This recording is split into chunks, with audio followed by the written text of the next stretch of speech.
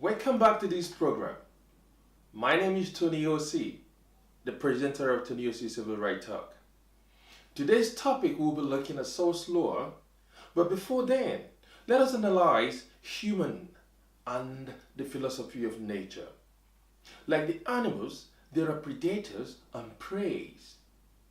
But regardless of human rights law, humans still observe that territorial nature which conforms with the natural phenomena, territory and race. It might be hilarious using animals in this analogy, but the truth is not far-fetched. As the biology described that the human is the higher animal. So my point is, do prey giving themselves cheaply to the predator, or do they have strategies for self-defense? But as a saying, that when you're pushed to the wall, you either fight back or at least escape. Either of these two measures requires an effort. People of Africa, the world is not a bed of roses. It is the survival of the fittest, where the strongest feed on others. The Westerners were able to identify with the weakness of Africa. Solidarity. They took advantage and break them even further. Africa is strong as an individual, but flat as a team. And they forget that a tree cannot make a forest. They use Africa and they dump them. And they still want to use them perpetually, but I say no. Enough is enough.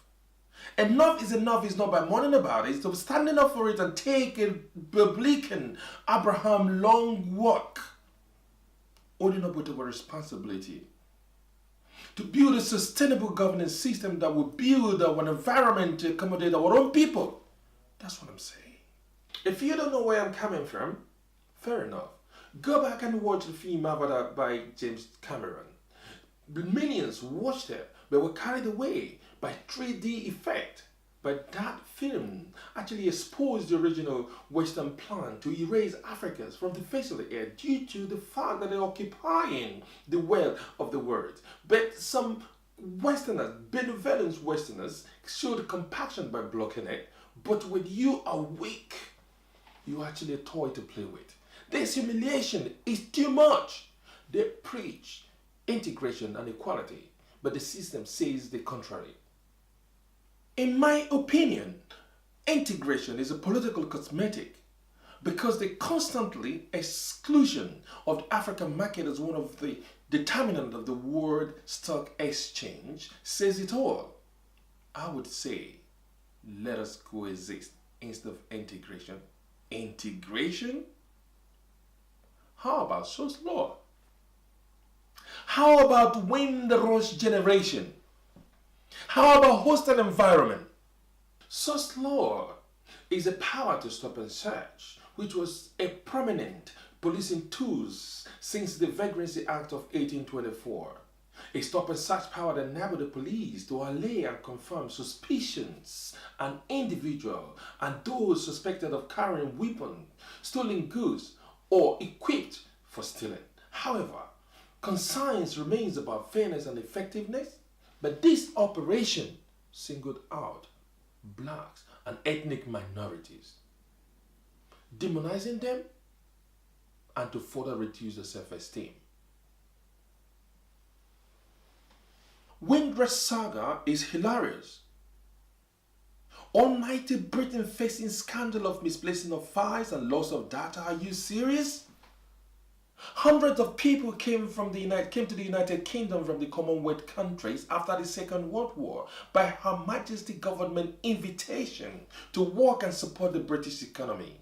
These people are known as the Windrush Generation. Many of those are skilled workers and they all made a huge contribution to the post-war Britain. These same people, after using them, were doomed through a systematic hostility created by the same government, referring to the same Windrush Generation as immigrants.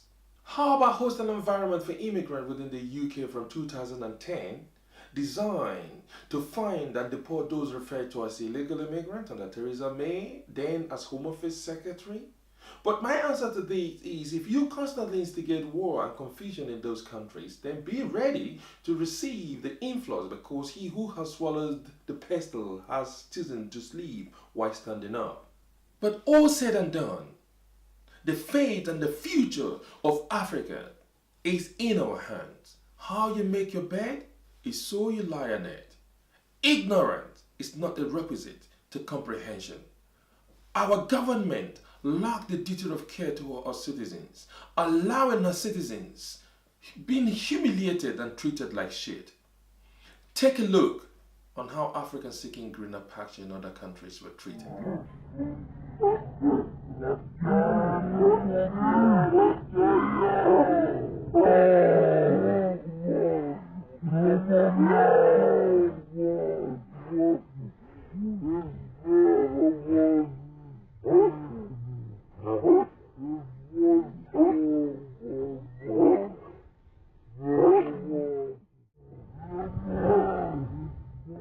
And yet, we have those bunch of psychophants who keep recycling themselves as government.